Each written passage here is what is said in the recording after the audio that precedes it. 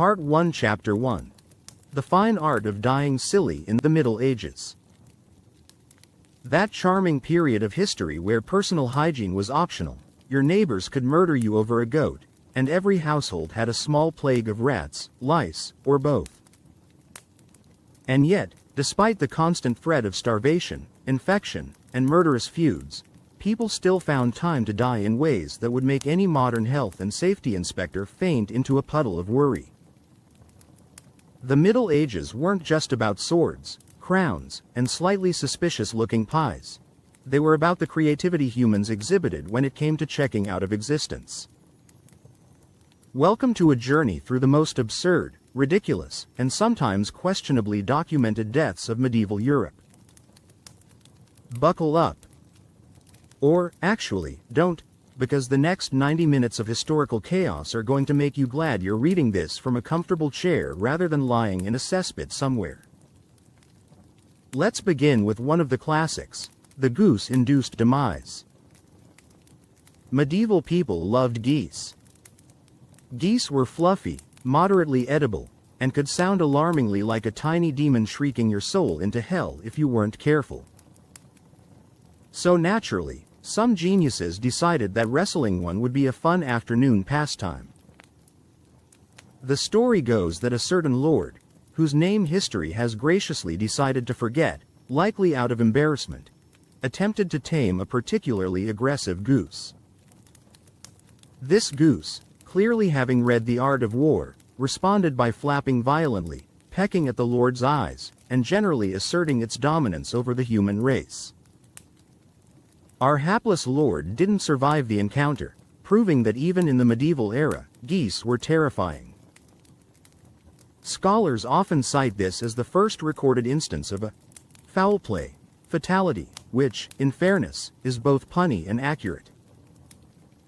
If you thought a death by goose was absurd, consider the death by falling into a giant vat of wine.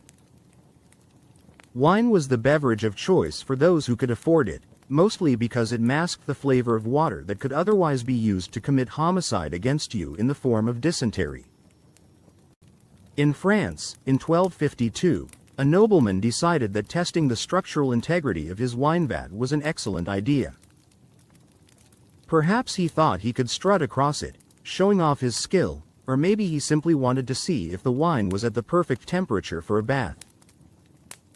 Regardless, he ended up submerged, drowning in what could have been described as a very expensive, slightly sticky swimming pool. Modern historians often ponder whether this nobleman's last thoughts involved regret over his life choices or just a fleeting hope that someone would pour him a glass before he drowned.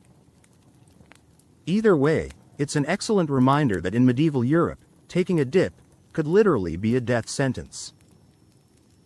Another classic category involves killer livestock, which seems to be a recurring theme if you squint really hard at history and think, yes, this is the Middle Ages, everything is deadly. Cows, oxen, and horses, despite their generally placid reputation, could be weapons of mass destruction when combined with human stupidity. A particularly famous incident involves a monk who, during an exceptionally dull afternoon in 1386, attempted to ride a cow instead of a horse. Perhaps he thought the cow's slow, measured gait would allow for a reflective spiritual journey. Or perhaps he was trying to impress a visiting cardinal with his avant-garde approach to transportation. Regardless, the cow had other plans. It tossed him into a mud pit, which might have been harmless if the pit didn't contain sharp stones, broken wood, and, unfortunately, stagnant water teeming with bacteria capable of causing infections that could kill a man before he could finish saying, Ave Maria. The moral: even a cow can be lethal if combined with the wrong mix of arrogance and medieval hygiene. Moving away from animals, let us consider medieval DIY construction projects. Castles and towers were built with love, sweat, and a shocking lack of safety measures. Lumber was sharp, stones were heavy, and gravity was an unrelenting adversary. One English mason, in 1423, decided that testing the resilience of a new scaffolding structure would be a productive way to spend a Tuesday afternoon. The scaffolding, naturally, collapsed, sending him plummeting to his doom. The truly absurd part? He landed in a freshly dug trench of manure intended for the castle gardens. One can only imagine the dual horror of crushing impact followed by the realization that he was now marinating in what was essentially medieval fertilizer. The townspeople reportedly remarked that he died smelling like ambition and cow dung, which is a sentence I promise I never thought I would write outside of a particularly experimental poetry class. And then there is the curious case of self-inflicted decapitation by armor malfunction, which sounds like something a particularly vindictive cartoon villain might concoct but, unfortunately, was all too real. In 1360, a nobleman dressed in full plate armor, because nothing says fashionable death like weighing yourself down with 50 pounds of steel, attempted to mount his horse for a ceremonial parade. Somehow, the armor's design, the horse's stubbornness, and possibly an unfortunate gust of wind conspired to turn this straightforward action into a fatal disaster. One moment he was prancing proudly, the next, he had tripped, fallen, and the very rigid helmet he chose as a fashion statement became a literal execution device. Medieval chroniclers, with their trademark dry humor, noted that he learned the hard way that armor is excellent for defense, but terrible for balance. Scholars today have added footnotes suggesting that this may be the first known fashion kills incident in European history. Now, let's move on to one of the more bizarre culinary fatalities, because if medieval people could die from wine vats and horses, why not food? Enter the story of the poisoned porridge, which might sound like a setup for a bad joke, but alas, it was quite serious. In 1310, a chef allegedly became annoyed with a particularly irritating nobleman who had criticized the soup. So, in a masterstroke of medieval petty revenge, he added an ingredient that would make modern toxicologists weep: a concentrated dose of white hellebore. The nobleman ate the porridge, became violently ill, and died spectacularly. The chef, to his credit, was eventually caught, probably because it's hard to hide a crime when your victim is convulsing in front of everyone in the Great Hall. And historians note that this might be one of the first documented cases of overcooked revenge. The takeaway? In the Middle Ages, never underestimate the lethal power of an annoyed cook and a suspiciously seasoned porridge. The list continues with entirely avoidable execution mishaps, which were unfortunately common because, well, medieval executioners were often paid in sarcasm and mead rather than actual skill. In 1395, a hapless criminal was sentenced to death by beheading. The executioner, distracted by a nearby argument over a chicken, managed to swing the sword with impressive vigor, but slightly to the side. The result? The condemned lived through the initial stroke only to be finished by a combination of sheer panic, repeated strikes, and one particularly vicious kick from the executioner. Medieval justice. Efficient, terrifying, and occasionally comically incompetent. We would be remiss not to mention magical mishaps leading to death, which, in the Middle Ages, included everything from potion experiments to alchemical explosions to someone convinced you could fly off the castle parapet using a bedsheet like a cape. One of my personal favorites is the tale of an alchemist who, in 1472, attempted to turn lead into gold. As medieval alchemists are wont to do, he mixed things that should never have been mixed. The result was an explosion that killed him instantly, left his laboratory in ruins, and possibly contributed to a minor village famine because everyone had to stay inside to avoid the flying debris. Medieval alchemy. The science of, I am going to die today, probably. Finally, for Chapter 1, we have the fatal misadventures of the overly curious. Medieval curiosity, while admirable, was often fatal. A nobleman in 1331 reportedly decided that climbing the battlements at midnight to "Look at the stars," was a clever idea. Unfortunately, he misjudged the height, the slipperiness of the stone, and his own general lack of coordination.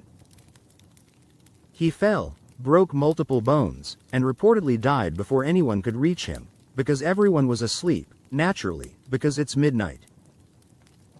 Moral of the story: curiosity may have killed the cat, but in medieval Europe, it also killed quite a few humans, often in embarrassingly absurd ways. By now, you might be wondering if medieval people were genuinely unlucky or if history simply enjoys making them look foolish. The answer, of course, is a delightful combination of both. From geese with a vendetta to wine vats that double as swimming pools, medieval deaths were as creative as they were tragic. And this, dear reader, is just the beginning. There are countless other ways for a human to leave the mortal coil when the safety standards involve trusting gravity, trusting livestock, or trusting one's own intelligence, which, as history proves repeatedly, is often a dangerous gamble. Part 2, Chapter 2. When the world decided you could die for absolutely anything by now, you may have noticed a recurring theme in medieval mortality.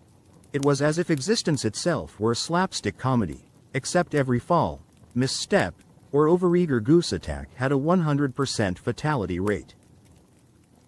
If you thought the previous chapter was absurd, fasten your belt, because the Middle Ages had a talent for upping the ante.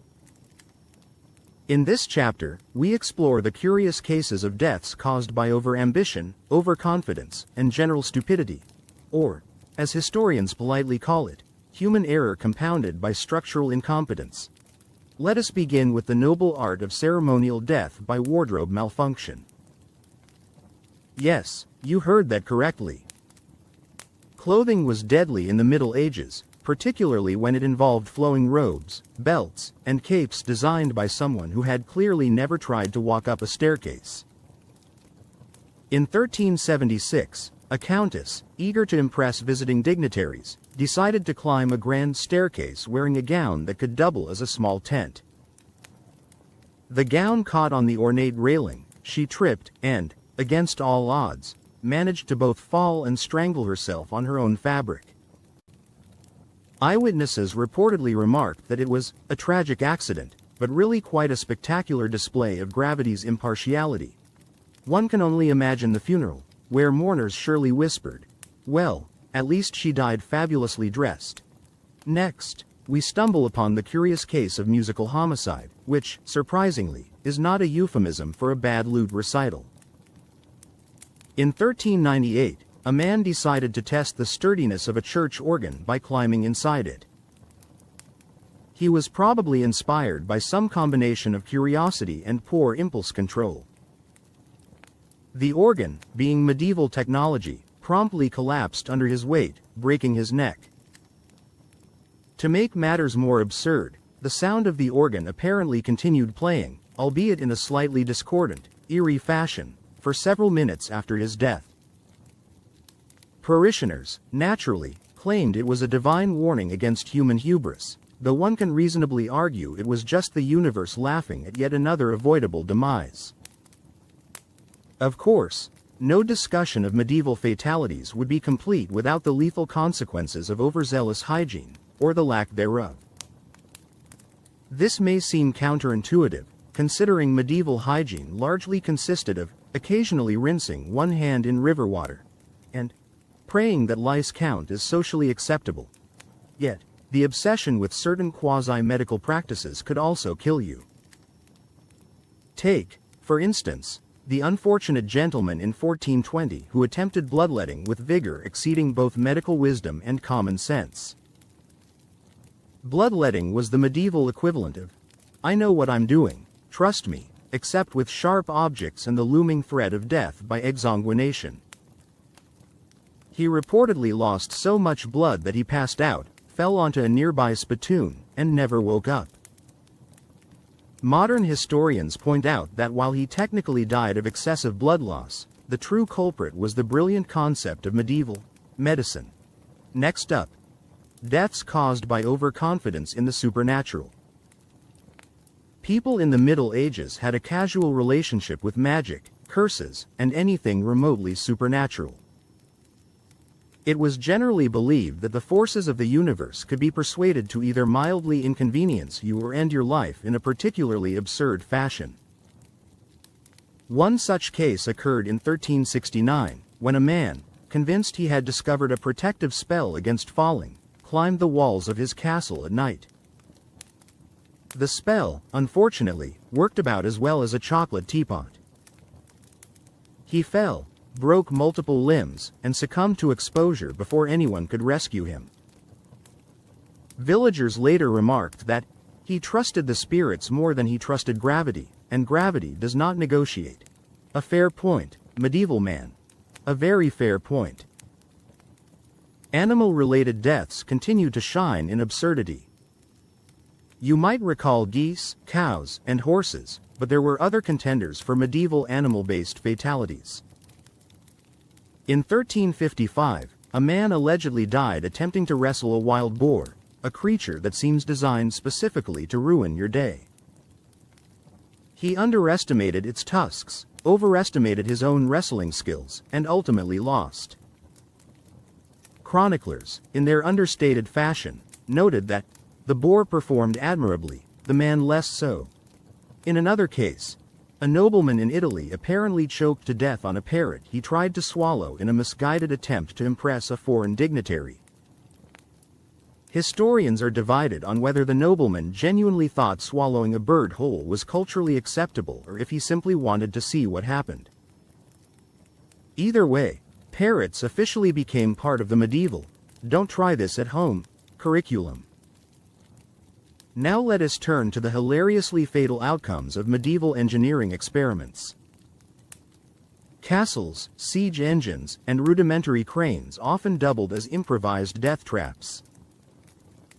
In 1387, a mason tried to test the strength of a newly constructed drawbridge by standing underneath it while it was raised.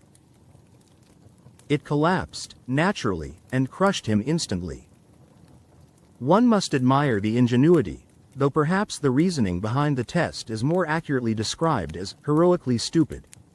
Meanwhile, in France, a blacksmith allegedly attempted to forge a cannon so large that when it misfired, it obliterated both the cannon and its operator.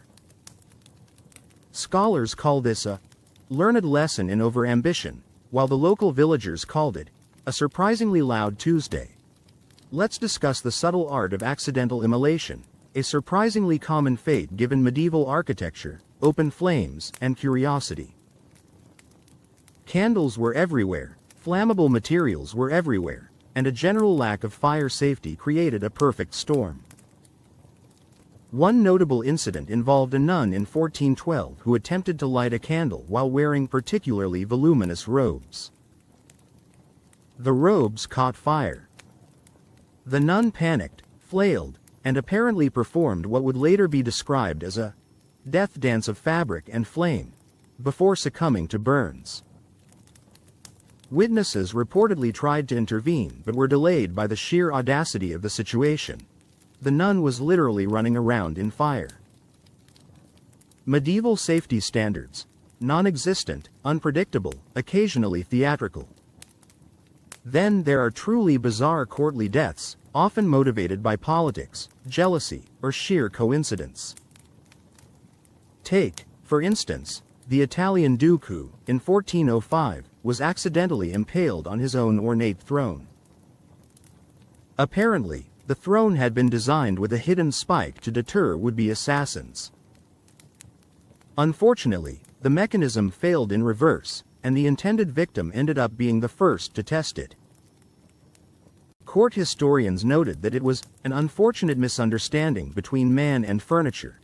I think we can all agree that medieval designers had a certain flair for turning everyday objects into lethal traps. Truly, an artisanal approach to homicide. The danger of falling objects cannot be overstated. Medieval architecture was not just high, it was dangerously inventive.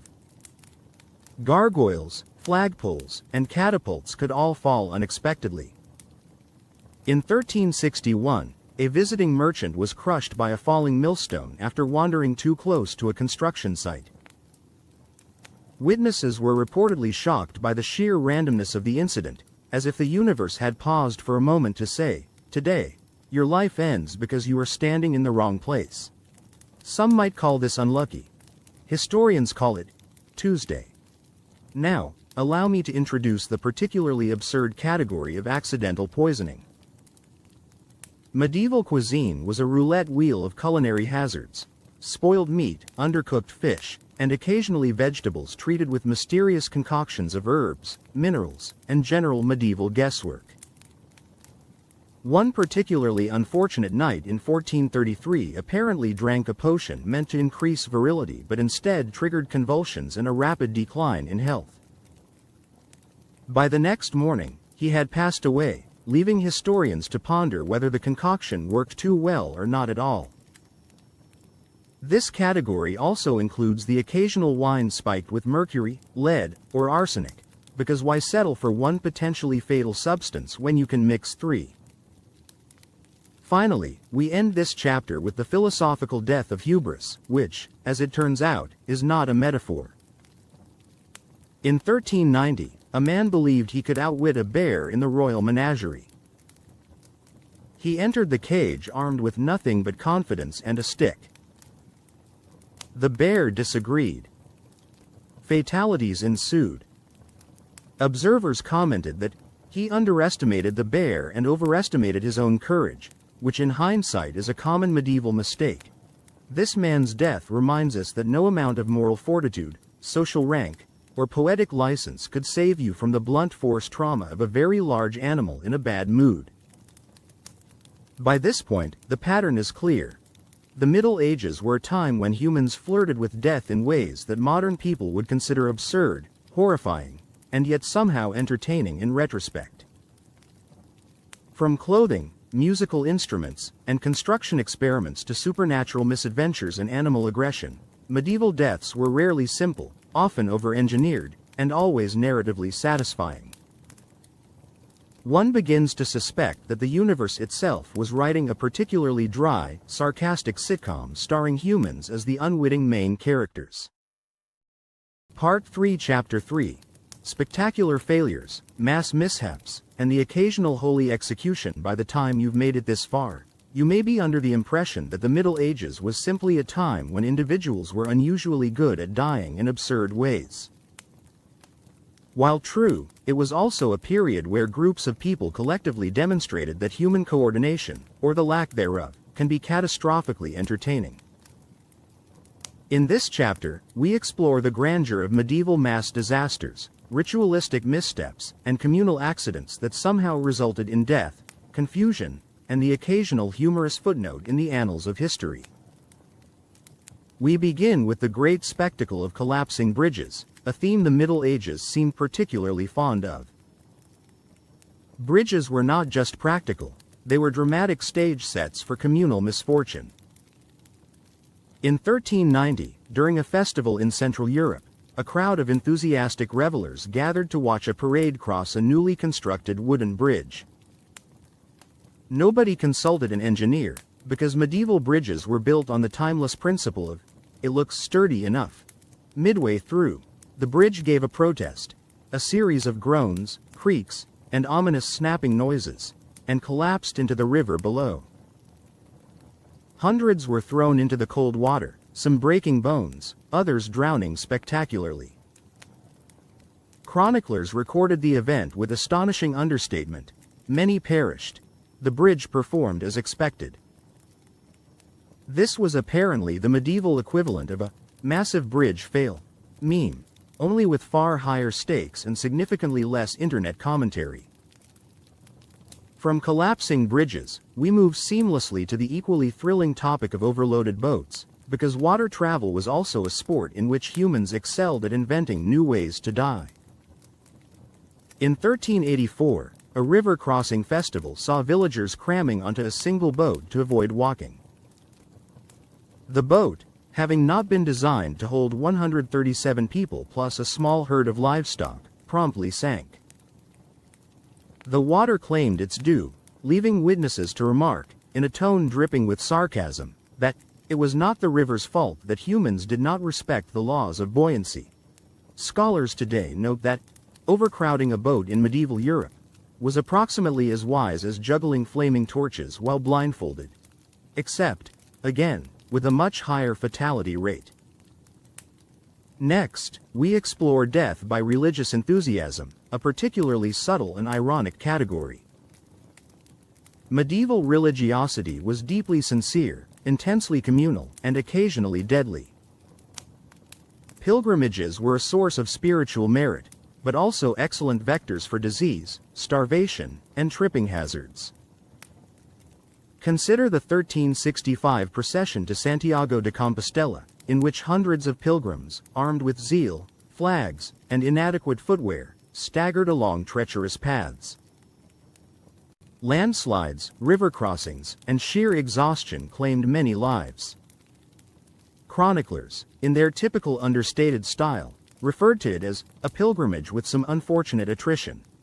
One imagines God, somewhere in the clouds, shrugging politely and muttering, "They're very committed," though they clearly need hazard signs. Closely related is the category of ritualistic death by overenthusiasm, which often involved self-flagellation or elaborate penance. Certain religious sects believed that demonstrating extreme devotion through bodily harm was spiritually beneficial. In 1411, a procession in Italy saw participants deliberately whipping themselves with cords, chains, and various other implements designed for maximum discomfort. One unfortunate man overestimated the tensile strength of his rope, resulting in snapping, subsequent fall, and immediate death. Observers claimed it was a warning against excess, though the man's family probably concluded that extreme devotion, combined with gravity, is more dangerous than sin itself. While rituals could be deadly, festivals and games were often outright lethal. Medieval fairs, far from being the quaint affairs we imagine, were a combination of alcohol, sharp objects, and competitive cruelty. In 1379, during a jousting tournament, a knight who misjudged his horse's speed collided head-on with a rival. Both were thrown violently to the ground, sustaining injuries sufficient to be classified as fatal. Meanwhile, spectators were not immune. Stray lances, collapsing stands, and enthusiastic but poorly coordinated cheer squads added dozens of additional casualties. Chroniclers noted that the festival went as planned, but with slightly more fatalities than usual. This, dear reader, is medieval understatement at its peak. Another surprisingly common mass fatality involved famine-related misadventures. While starvation is rarely funny, the absurdity emerges when humans attempt to solve the problem in creative ways, many of which backfired spectacularly. In 1316, during the infamous Great Famine in Northern Europe, villagers attempted to eat various wild plants, mushrooms, and even suspiciously colorful roots, in desperation. The results were predictably tragic: poisoning, diarrhea, hallucinations, and death. Some historians wryly note that it was a case of humans attempting to outwit nature, and nature responded with brutal honesty. If medieval Europe had a Yelp review system, this entry would read, 10 out of 10 would starve again, would not eat suspicious mushrooms. Moving from famine to the occasional architectural spectacle, we find that even public buildings were adept at killing en masse. Cathedrals, castles, and city walls sometimes collapsed during construction, with builders, masons, and curious onlookers included in the casualty count. In 1362, a partially completed cathedral roof in England gave way, sending dozens of men and women tumbling into rubble below. Chroniclers, with surgical precision and understatement, wrote, "Several lives were lost. The cathedral continued regardless." Apparently, in medieval Europe, death was merely a minor inconvenience to human ambition. Now, we arrive at the art of public execution with flair, a category in which medieval Europeans excelled. Executioners often had a showmanship streak that combined suspense, drama, and fatal errors. In 1400, a hangman attempting to demonstrate his skill miscalculated rope length during a hanging. The condemned did not die quickly, leaving spectators to endure several minutes of awkward flailing and muffled curses. Later, the executioner reportedly quipped, because medieval humor often survived even in the most tragic contexts, that execution is not just a science, it is a performing art. Some medieval historians argue that executioners were the first stand-up comedians, only with far higher stakes. Of course, religious trials sometimes produced absurd fatalities, especially during witch hunts and heresy accusations. The accused could die from drowning tests, strangulation, burning, or, in some documented cases, simply from being stupidly overconfident in their ability to convince an angry mob of their innocence. In 1431, a woman accused of sorcery in France reportedly died not from the flames, but from the effort of trying to escape them while wearing an overly restrictive dress. The subtlety here is that medieval deaths often involved a perfect storm of clothing, environment, and human error. Essentially, the universe was coordinating multiple lethal factors simultaneously for maximum absurdity. One of the most absurdly specific death categories involves accidental animal stampedes during religious or civic ceremonies. Goats, cows, horses, and occasionally swarms of geese were known to wreak havoc. In 1374, a parade of oxen, meant to transport offerings to a church, went rogue and trampled several villagers. Chroniclers noted, with dry amusement, that the oxen performed admirably, the villagers less so. One suspects the oxen were entirely innocent, but medieval humans had a curious tendency to underestimate anything with hooves and a mind of its own. Finally, for Chapter 3, we examine the fate of the overly curious alchemist or experimentalist, which often involved catastrophic explosions. In 1427, a German alchemist attempted to combine various metals and chemicals to create a gold-making elixir. He did not create gold. Instead, he created a small fireball, a cloud of smoke, and a personal fatality. Witnesses described the scene as loud, smoky, and highly educational for those who survived. Similarly, in 1441, an inventor attempting to build a proto-gunpowder cannon experienced a malfunction that led to the instantaneous destruction of both the device and its operator.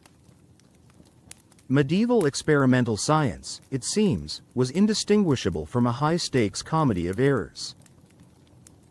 By now, a pattern emerges.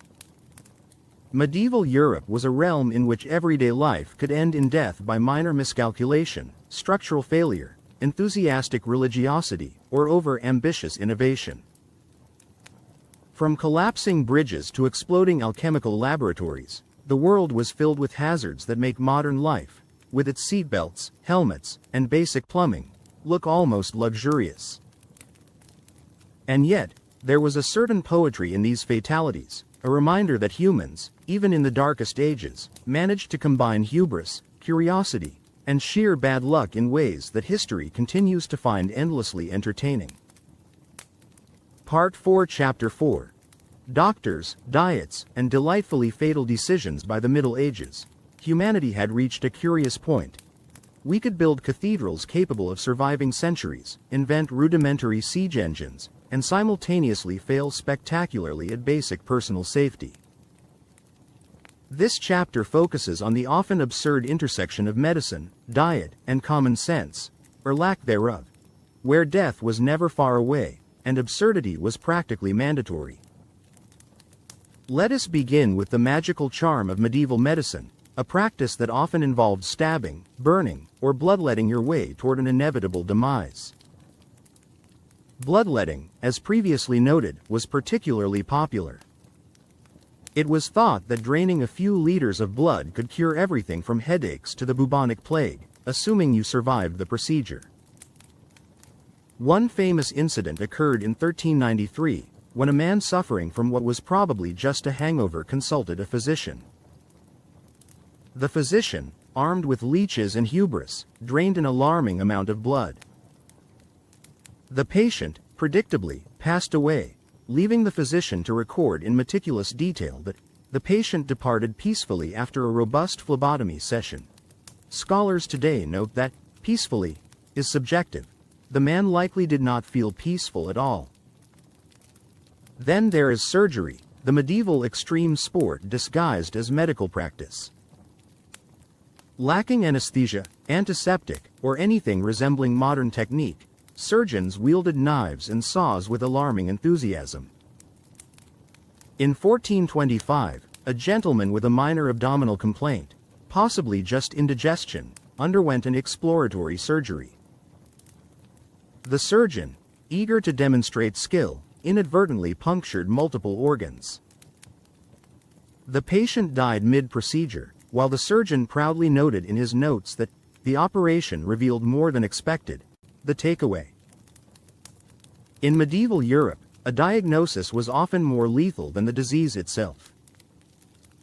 If medicine could kill you slowly or surgically, diet offered more immediate opportunities. Overindulgence in exotic or suspiciously prepared foods was a recurring hazard. In 1382, a nobleman consumed a large quantity of salted herring, unaware that the fish had been sitting in the sun for several days. The result was food poisoning of a severity that makes modern gastrointestinal distress look like a polite suggestion. He reportedly died clutching his stomach, a victim not of disease, but of his own inability to stop eating. Similarly, another gentleman in 1409 choked on a particularly large piece of bread while attempting to impress his peers at a banquet. Witnesses noted the incident with the classic medieval understatement, "He died unexpectedly while dining." The absurdity lies not in the event itself, but in its inevitability. Humans plus large, chewy food equals trouble. Cannibalism-adjacent incidents also pepper the annals of medieval death. While true cannibalism was rare and often the stuff of famine-induced horror, there are reports of people mistakenly consuming what they thought was edible meat. In one notable story from 1310, a village struck by famine attempted to make a stew from an unknown source of protein. Locals later reported that the stew was slightly too human-tasting, and several villagers died shortly thereafter, either from poisoning or guilt-induced psychosomatic collapse. Medieval chroniclers, with typical understatement, described the event as a regrettable culinary mishap. We can only hope modern health inspectors never uncover similar recipes. Next, we delve into the fatal consequences of excessive curiosity with natural phenomena, particularly herbs, potions, and medicinal plants. In 1376, a man decided to self-administer a concoction of nightshade, hemlock, and mandrake to cure his chronic insomnia. The result was immediate and fatal. Witnesses noted that the patient departed suddenly, having achieved deep sleep, which is perhaps the most sarcastically cheerful euphemism ever recorded. Such incidents were far from isolated. Medieval pharmacology was largely a mix of trial and error, with the error usually fatal. Of course, daily life itself provided ample opportunity for death, even absent medical interference. Tripping over one's own shoes, falling into wells, or misjudging staircases claimed countless lives. In 1364, a wealthy merchant fell down the steps of his home while attempting to demonstrate a new dance move. He died from complications arising from multiple broken bones, leaving onlookers to remark that he was too enthusiastic about merriment. This incident, like many others, exemplifies a broader medieval theme. Overconfidence in one's own physical abilities often led to abrupt career changes permanently. Similarly, accidents with fires were alarmingly common, whether caused by candles, hearts, or the unfortunate combination of both. In 1407, a baker accidentally set his shop ablaze while trying to test a new bread recipe involving more heat than logic advised. The fire spread to neighboring buildings, killing several townsfolk. Chroniclers dryly noted, "The fire advanced with vigor, as did its casualties." This underscores a key medieval truth. When cooking, always consider the secondary hazard of immolating both yourself and your neighbors. Another intriguing category is the perilous world of medieval amusement, which frequently involved activities such as archery, jousting, or testing the limits of human courage in poorly constructed arenas. In 1389, a man attempting to demonstrate bravery by vaulting over a spiked fence instead impaled himself. Spectators reported that the spectacle was educational, if somewhat gruesome. Indeed, medieval entertainment often doubled as a tutorial in mortality, teaching lessons that modern audiences only encounter in the form of cautionary tales on YouTube. Animal-related mishaps continue in impressive fashion. While we've covered geese, cows, boars, and parrots, there were also more exotic fatalities. In 1415, a man attempted to ride a domesticated lynx, either misreading a bestiary or indulging in poor judgment. The lynx, naturally untrained in human transportation, attacked him, resulting in a gruesome, if statistically impressive, death. Medieval people, it seems, frequently misjudged the amenability of apex predators, proving that instinct and biology often trumped human arrogance. Water hazards were equally unforgiving. Rivers, wells, and even ponds could end your life in spectacularly avoidable ways. One particularly absurd incident from 1337 involves a group of villagers attempting to cross a frozen river during a festival. The ice broke, sending everyone into freezing waters. Hypothermia claimed its victims swiftly. Chroniclers observed, with sarcastic restraint, that the river did its job admirably, though some of the humans required additional instruction. Ice, it seems, is not a forgiving medium, no matter how festive the occasion. Now we come to the category of fatal curiosity in public demonstrations, which often involves people attempting to prove a point and subsequently losing their lives. In 1422, an inventor tried to demonstrate a primitive flying machine by leaping from the top of a church tower. He did not fly. Witnesses recorded that the apparatus failed as expected, with fatal consequences. This is a recurring medieval theme. Innovation was dangerous, human error was common, and gravity was undefeated. Finally, we arrive at the absurdities of social interactions gone wrong, which, in the Middle Ages, could be deadly. Consider a story from 1388, in which two nobles argued over the proper placement of a chair during a feast. The quarrel escalated to fisticuffs, which escalated further to knives, and ultimately concluded with both men dead, lying across the remains of the banquet table.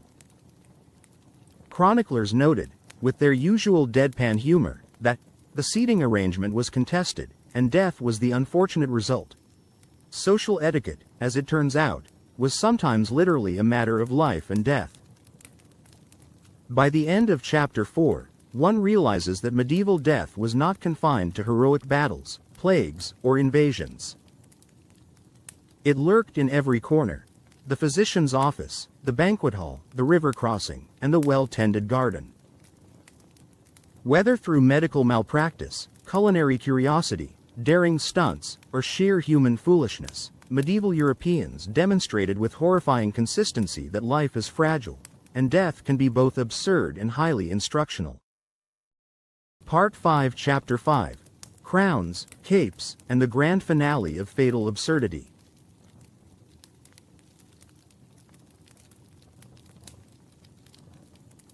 By the time we reach the final chapter of our exploration into medieval absurd deaths, it should be clear that history has a sense of humor, or at least a relentless tendency toward irony. We've seen geese, cows, bridges, and wine vats claim lives with astonishing regularity.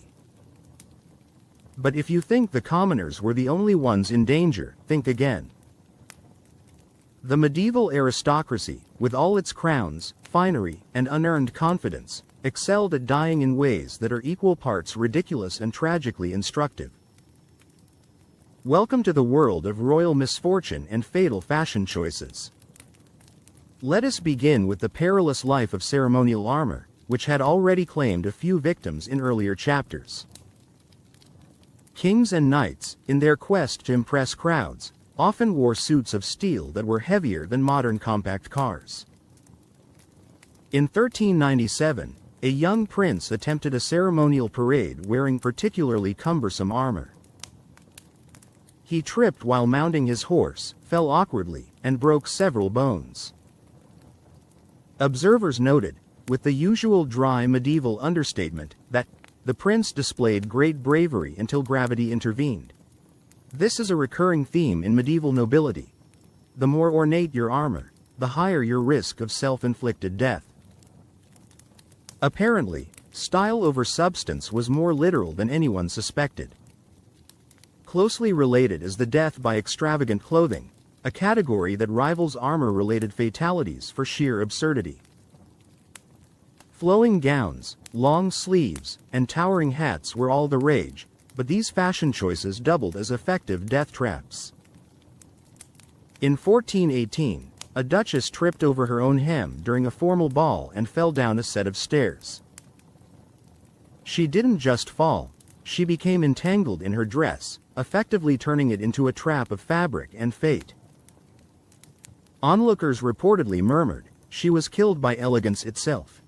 Historians note that this is one of the earliest examples of fashion kills, a lesson that modern designers seem to have largely ignored until high heels became a staple centuries later. Then there's the noble art of tripping over ceremonial swords, a surprisingly common hazard. In 1371, a lord accidentally impaled himself while attempting to display his ornate blade at court.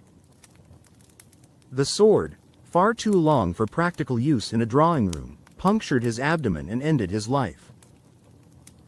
Medieval chroniclers, in their trademark deadpan, recorded that he was enthusiastic about his display and paid for it dearly.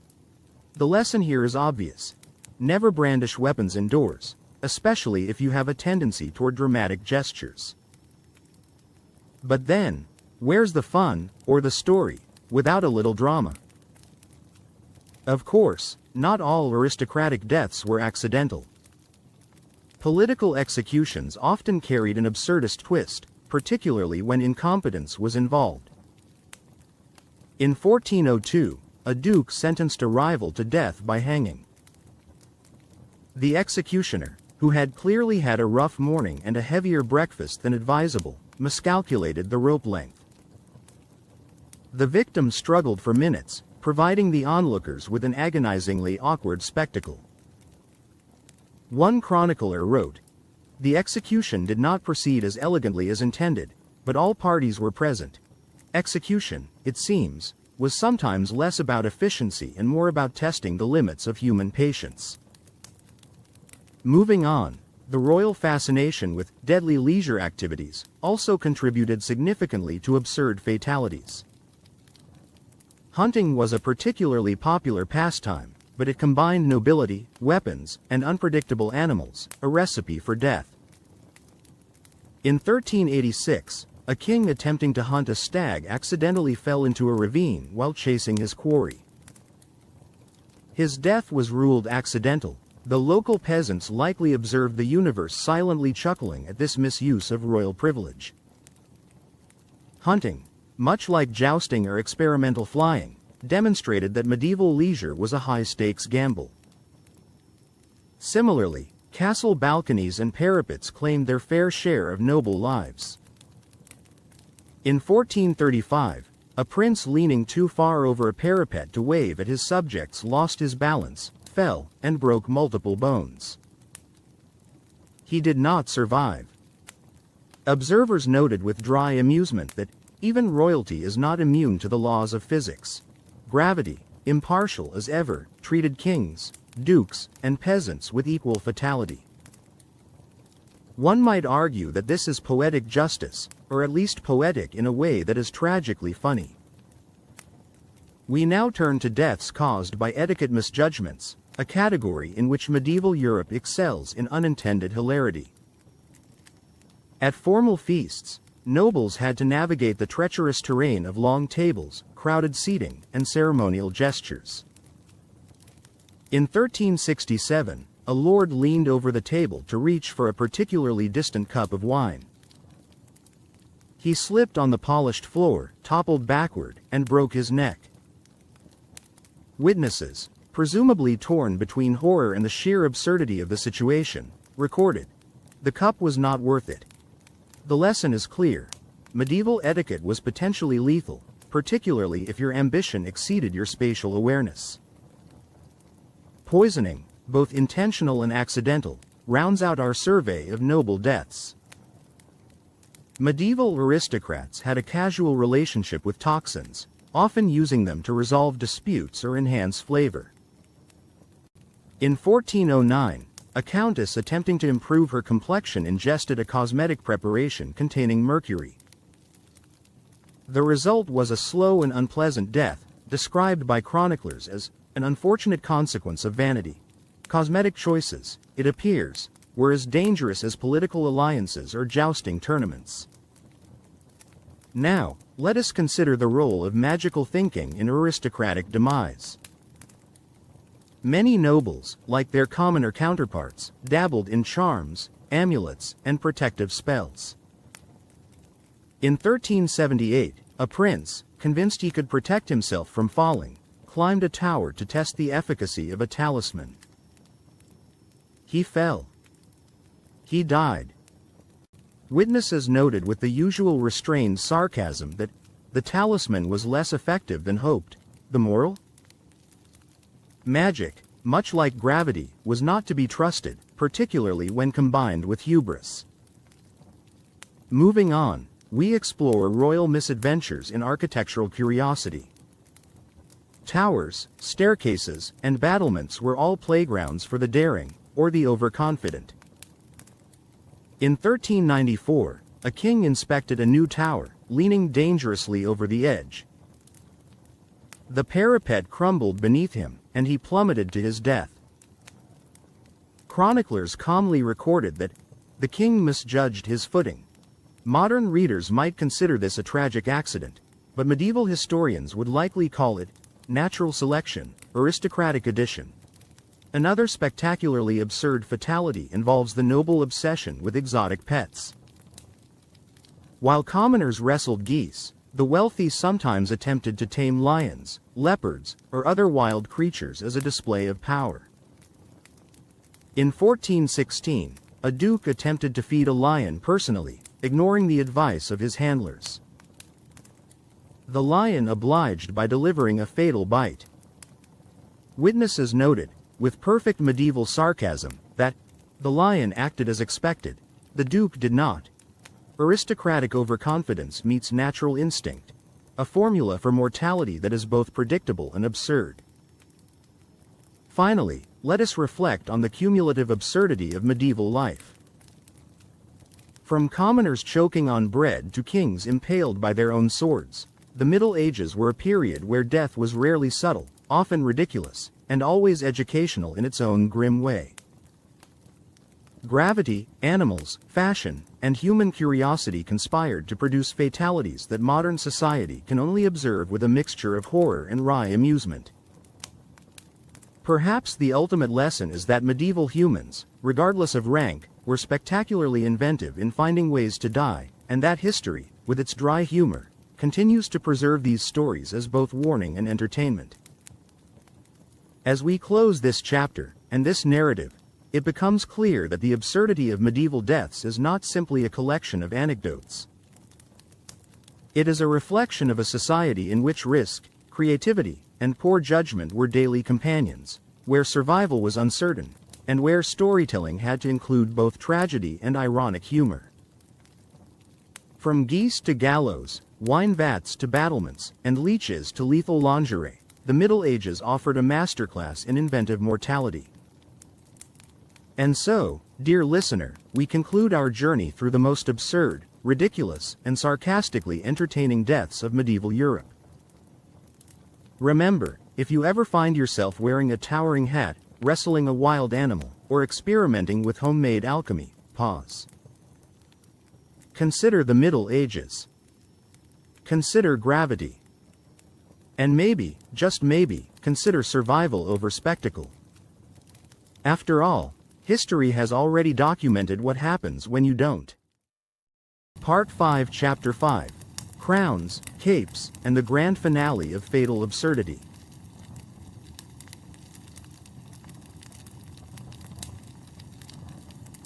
By the time we reach the final chapter of our exploration into medieval absurd deaths, it should be clear that history has a sense of humor, or at least a relentless tendency toward irony. We've seen geese, cows, bridges, and wine vats claim lives with astonishing regularity.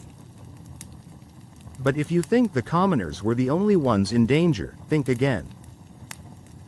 The medieval aristocracy, with all its crowns, finery, and unearned confidence, excelled at dying in ways that are equal parts ridiculous and tragically instructive. Welcome to the world of royal misfortune and fatal fashion choices. Let us begin with the perilous life of ceremonial armor, which had already claimed a few victims in earlier chapters. Kings and knights, in their quest to impress crowds, often wore suits of steel that were heavier than modern compact cars. In 1397, a young prince attempted a ceremonial parade wearing particularly cumbersome armor. He tripped while mounting his horse, fell awkwardly, and broke several bones.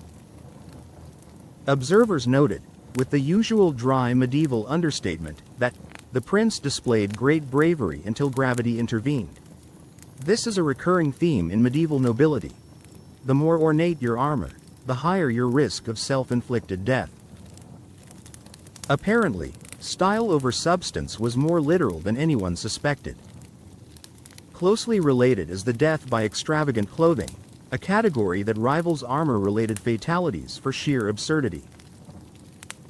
Flowing gowns, long sleeves, and towering hats were all the rage, but these fashion choices doubled as effective death traps. In 1418, a duchess tripped over her own hem during a formal ball and fell down a set of stairs. She didn't just fall, she became entangled in her dress, effectively turning it into a trap of fabric and fate. Onlookers reportedly murmured, she was killed by elegance itself. Historians note that this is one of the earliest examples of fashion kills, a lesson that modern designers seem to have largely ignored until high heels became a staple centuries later. Then there's the noble art of tripping over ceremonial swords, a surprisingly common hazard. In 1371, a lord accidentally impaled himself while attempting to display his ornate blade at court. The sword, far too long for practical use in a drawing room, punctured his abdomen and ended his life. Medieval chroniclers, in their trademark deadpan, recorded that he was enthusiastic about his display and paid for it dearly. The lesson here is obvious. Never brandish weapons indoors, especially if you have a tendency toward dramatic gestures. But then, where's the fun, or the story, without a little drama? Of course, not all aristocratic deaths were accidental. Political executions often carried an absurdist twist, particularly when incompetence was involved. In 1402, a duke sentenced a rival to death by hanging. The executioner, who had clearly had a rough morning and a heavier breakfast than advisable, miscalculated the rope length. The victim struggled for minutes, providing the onlookers with an agonizingly awkward spectacle. One chronicler wrote, "The execution did not proceed as elegantly as intended, but all parties were present. Execution, it seems, was sometimes less about efficiency and more about testing the limits of human patience." Moving on, the royal fascination with deadly leisure activities also contributed significantly to absurd fatalities. Hunting was a particularly popular pastime, but it combined nobility, weapons, and unpredictable animals, a recipe for death. In 1386, A king attempting to hunt a stag accidentally fell into a ravine while chasing his quarry. His death was ruled accidental. The local peasants likely observed the universe silently chuckling at this misuse of royal privilege. Hunting, much like jousting or experimental flying, demonstrated that medieval leisure was a high-stakes gamble. Similarly, castle balconies and parapets claimed their fair share of noble lives. In 1435, a prince leaning too far over a parapet to wave at his subjects lost his balance, fell, and broke multiple bones. He did not survive. Observers noted with dry amusement that even royalty is not immune to the laws of physics. Gravity, impartial as ever, treated kings, dukes, and peasants with equal fatality. One might argue that this is poetic justice, or at least poetic in a way that is tragically funny. We now turn to deaths caused by etiquette misjudgments, a category in which medieval Europe excels in unintended hilarity. At formal feasts, nobles had to navigate the treacherous terrain of long tables